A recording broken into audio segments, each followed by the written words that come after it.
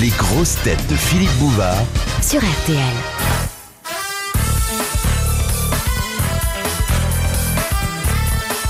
Bonjour.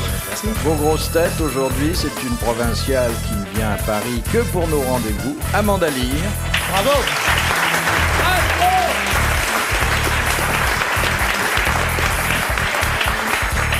Paris mais farouche, vous savez. Oui, vous êtes si timide, Tout est farouche. si désarmé devant la vie. Les gens. D'ailleurs, je vis depuis tellement longtemps maintenant hors de Paris qu'il y a des choses que je ne comprends plus. Quoi, par exemple? Les types me disent des choses, des fois dans la rue, je sais pas, je Semble comprends que c'est pas ce vrai qu'ils me disent. Ouais. Ah oui? Des réflexions, des... Ah oui, non, mais il faut se méfier des grandes villes, hein. C'est tous des obsédés. Oui, Et c'est dans vrai. la campagne est beaucoup plus pure. Beaucoup plus saines. Alors, j'ai différents types de Parisiens. J'ai le Parisien de music hall, brillamment reconverti dans le cinéma et dans le théâtre, Roger Pierre.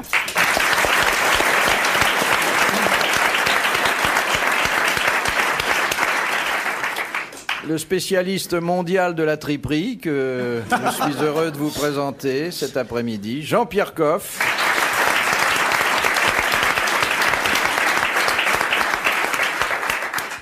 Et puis, le plus détendu des spationautes, Patrick Baudry.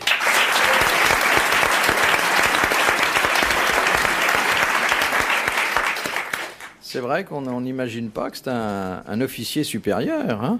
C'est incroyable ce qu'on a à faire de nos jours. C'est fou, hein? Non, c'est... Bon, il a autant envie de rire que nous, peut-être même plus parce que lui, il a du retard. Il connaît des histoires. On connaît des histoires, oui, plein. Quoi, par Mais exemple? ça me vient aussi de mon entraînement chez mes amis, enfin maintenant on dit russes. À l'époque c'est soviétique, parce qu'ils en ont plein. Avant, c'est des rigolos. Alors là, il n'y a pas de peuple qui raconte plus ce qu'ils appellent anecdotes que les Russes. Et puis alors, d'excellentes. Alors celle-là, c'est celle à laquelle je pense, parce qu'elle est courte, puis elle est bien dans l'époque. C'est un copain qui a été dans l'espace aussi, qui est le premier cosmonaute polonais, qui est général maintenant. Ça va venir, vous inquiétez pas. Oh Monsieur Koff, mes étoiles, je les ai eues là-haut. Vous savez bien. Alors...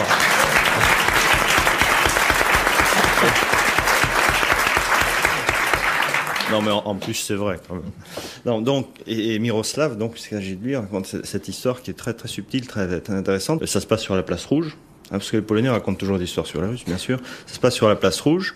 Il y a un milicien qui est en faction, et puis il voit un Russe arriver en boitant. Il boite bas. Et là-bas, bon, il faut quand même présenter, enfin surtout sur la place Rouge, il faut quand même. Donc, il fait venir, et les camarades arrivent, l'autre arrive, il dit mais tu boites? Il dit ouais, je boite. Et là, il baisse les yeux et il s'aperçoit qu'il n'a qu'une chaussure. Alors il dit je comprends camarade, tu as perdu une chaussure. L'autre lui dit non, j'en ai trouvé une. Ah, très belle histoire. Je tiens à la saluer particulièrement. En plus, c'est l'histoire propre de l'année. Oui. Oui, La c'est première. pour ça que j'ai eu un peu honte de la Non, raconter, parce que... non. Hein, Sur la place Rouge, le touriste qui dit à un milicien « Pardon, je voudrais m'amuser. Où est le cabaret le plus proche ?»« Stockholm. » Première citation que nous envoie Monsieur Ronchin, qui a dit « Et si tout n'était qu'illusion? Et si rien n'existait? Eh bien, dans ce cas, j'aurais payé ma moquette beaucoup trop cher. » Woody Allen. Woody Allen. Bonne réponse d'Amanda. C'est vrai que c'est vraiment Oui, le... Tout à fait son genre d'humour. l'humour juif Brooklyn. new-yorkais de Monsieur Albert Muda, C'est court, ça. qui a dit « Une femme aux cheveux châtains est une blonde modeste. Un Français. » Français. Mort. Non, Dieu merci, bien chaud. Un coiffeur. Oh non, non. C'est rare que les coiffeurs fassent des bons mots, hein. Si, Alexandre, en fait. Ah oui? Ah oui, très gai. Qu'est-ce qu'il a dit, Alexandre? Il a un tableau chez lui fait avec des Rien cheveux. que des cheveux, oui. Oui, rien que des cheveux. Les cheveux d'Elisabeth Taylor. Et il y a écrit Elisabeth en cheveux. C'est très beau. Bon, alors, qui a dit ça, la blonde, la chatte? Quelqu'un que nous aimons bien, que nous citons assez souvent. Qui vient ici de temps en temps? Non, il n'est pas venu. Oh, il est venu, je crois, la deuxième année. Et puis. C'est un écrivain. Ah, c'est sans doute le plus doué de nos écrivains actuels. Je pèse mes mots. Le Il a plus écrit doué. San Antonio. Oui. Ah, Dard. Frédéric Dard. Frédéric Dard. Bonne réponse de Roger Pierre et d'Amanda Lear. C'est pas le plus doué? Oh, c'est indiscutable. Oui. Question. Il y avait un grand doué qui est mort, c'était Audiard. Oui. Et un grand lettré, en plus. Ah ouais. Ça, c'était une grande perte. C'était un vrai écrivain, pas seulement au cinéma. On connaît même son c'était un œuvre romancier romanesque, aussi. mais Oui. c'était un merveilleux roman. De Il y Madame. a un type qui a un talent fou. Alors là, pardon de vous interrompre, non, mais mais j'ai l'habitude, je viens hein. de lire. Je veux viens dire, de le lire jour un où vous livre. m'interromprez plus, je m'inquiéterai pour votre santé. Je viens de lire un livre remarquable, on parle de grands écrivains. C'est le livre de Pierre Combesco qui s'appelle Les filles du calvaire.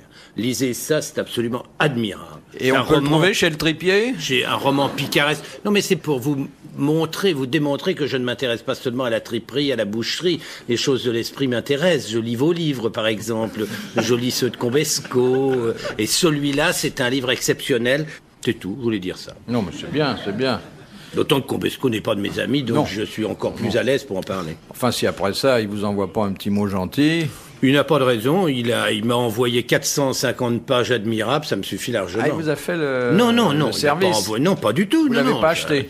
Bien sûr que Ah, si, si, je l'ai vous l'avez acheté. acheté, Et ouais. j'ai trouvé ça tout à fait exceptionnel. C'est rare qu'on prenne autant de plaisir à lire un livre.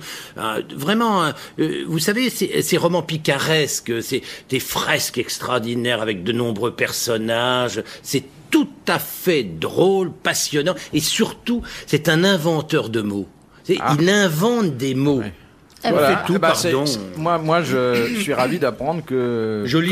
Et que vous faites votre marché dans les librairies, dans les théâtres, un peu partout.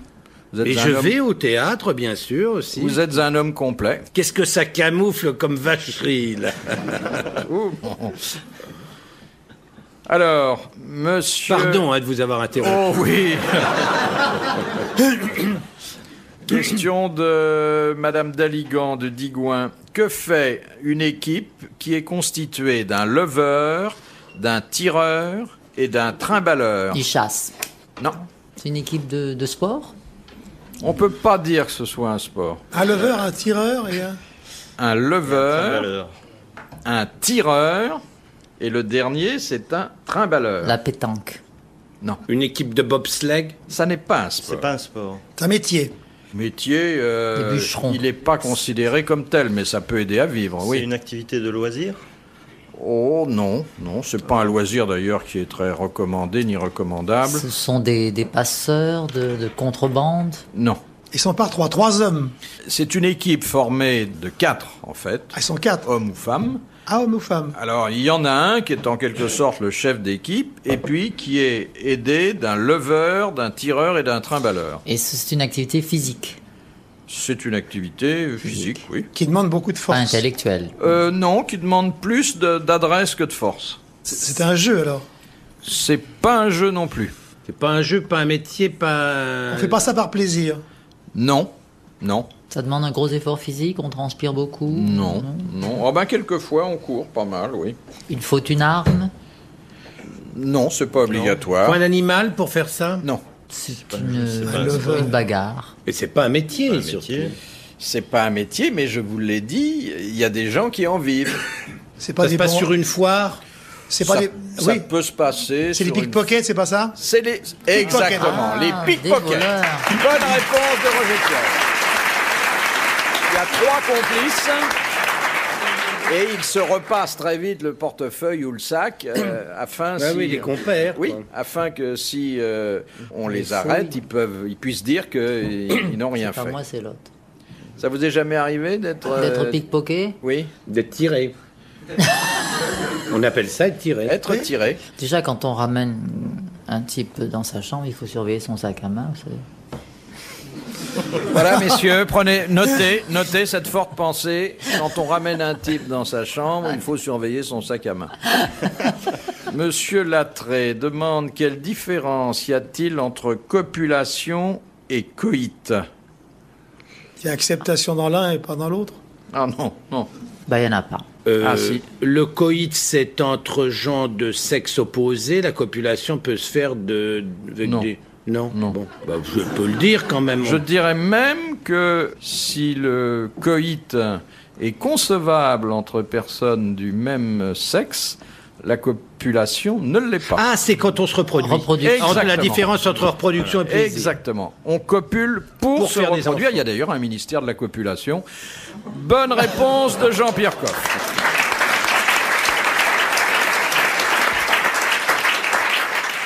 Alors le coït, bon, c'est la même chose, mais il n'y a pas d'arrière-pensée de Le coït perpétuation. peut se faire avec de- un préservatif, la copulation pas. Ah, Voilà. voilà Voilà. une bonne différence. Qu'est-ce qui se passe au fait quand vous êtes dans une capsule en l'air et qu'il y a un moment d'excitation? Bon, on est un homme, hein? Ah non, mais il n'y a pas de problème particulier. Il y a des résurrections possibles. Ça dépend qui. De toute façon, avec peux la pas le pesanteur, garantir ils pour reçoivent vous, tout dans la mais- figure. Quand on hein. approche,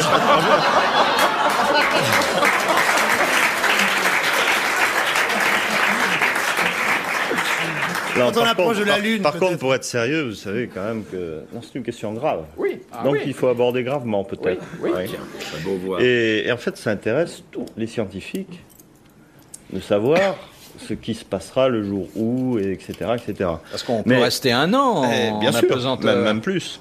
Mais le problème, c'est qu'on ne fera jamais ça nous-mêmes sans l'avoir fait avec des mammifères, enfin un certain nombre d'expérimentations. Ah, vous faites ça avec des etc. mammifères, Non, vous. pas encore, justement. Pas encore, parce que Viens, mon petit lapin. l'homme ne le fera pas avant que le mammifère l'ait fait. Or, le problème, c'est imaginer, par exemple, des chiens ou des singes.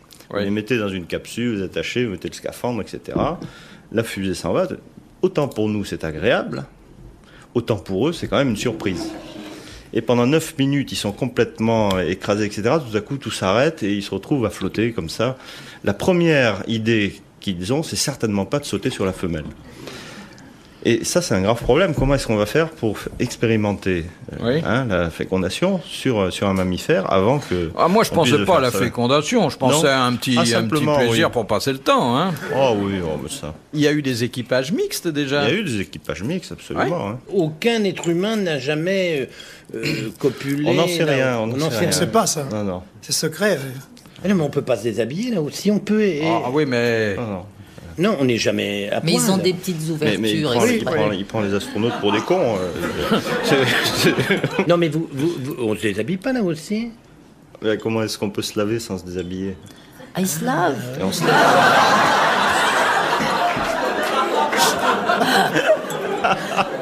alors on fait Non, sa non, toilette à vous tour nous de prenez rôle, pour hein. des cons alors qu'on est simplement mal informés. Mais on vit normalement dans l'espace, sauf que l'on flotte, sauf que l'on vole, au lieu d'être collé au sol par la gravité. Mais vous vous terrestre. rasez, par Donc, exemple, on le essaye de matin, vivre vous normalement. vous rasez On se rase le matin, oui. Oui. On a un rasoir avec un système d'aspiration qui fait que les poils C'est un rasoir ne partent pas électrique, partout dans la forcément, cabine. donc. Pas forcément, non, non. Il y en a qui préfèrent le rasoir à main, d'autres qui préfèrent le rasoir électrique. Et en fait, c'est plus simple avec les rasoirs à main, parce que vous avez le savon à barbe. Donc, quand vous vous rasez, les poils ne s'en volent vont pas. pas. Ils restent, et ensuite, vous essuyez le savon. En tout cas, moi, Mais j'aimerais pas c'est ça. vrai, on imagine toujours que la vie dans l'espace est très Pourquoi différente. vous vous Elle est très rasez pas différente. avec Non, Évidemment, bah, rasez. Mais Écoutez, Rasez. tout ce que vous nous dites est passionnant et finalement on ne le lit jamais nulle part. Non, Ça ne se jamais. on ne raconte pas Jamais. ça alors qu'effectivement ça fait partie des choses qui passionnent vraisemblablement le public. C'est vrai. C'est passionnant ce que vous dites. Moi, j'aimerais pas baiser avec un mec qui flotte autour de moi. Parce que tu Et avec voudrais- des caméras en mais plus. t'as qu'à le cramponner. C'est dur de s'attacher, hein, là. non, mais on accroche le scaphandre sur la caméra. Et... En plus, en bas, ils savent tout ce que vous faites. Hein. Oui, oui, bien sûr. Ça aussi, c'est quelque chose qu'on a toujours dit. En fait, ça se passe pas tout à fait comme manque ça. d'intimité, Heureusement, le manque les de- caméras, on les commande nous-mêmes. Ah oui. Ah, il y a des angles morts. Et puis il y a.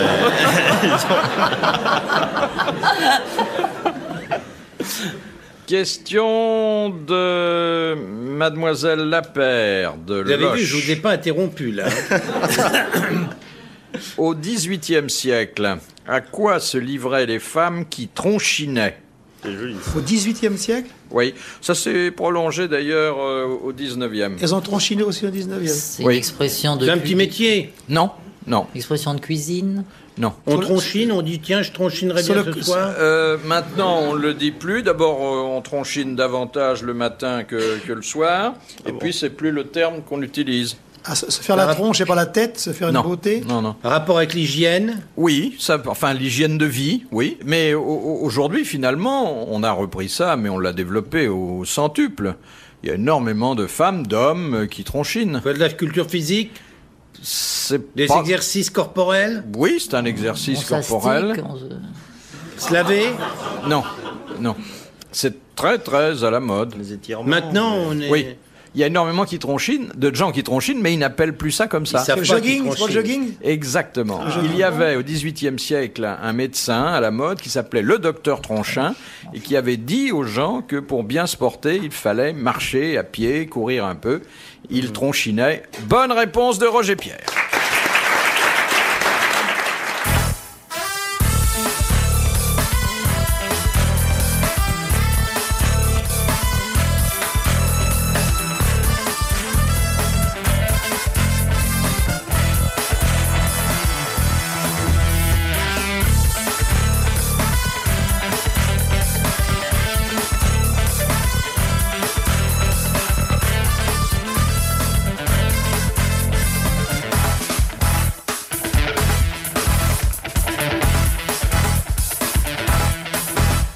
Tiens, une question pour le lieutenant-colonel Baudry.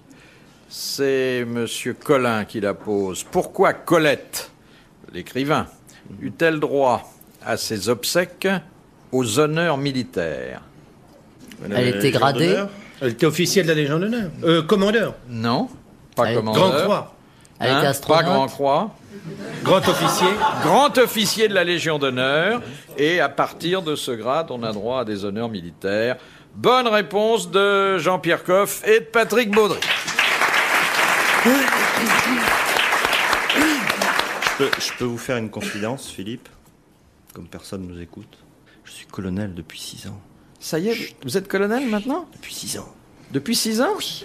Ah, mais moi je vous appelais lieutenant-colonel, mais 2 grades au lieu d'un, je trouvais que c'était mieux. C'est gentil, ça me rajeunit. Mais quand on dit jamais lieutenant-colonel, on dit mon colonel. Oui. Non, on dit le Oh, lieutenant-colonel. non, du lieutenant-colonel. Mais après, vous serez général, non?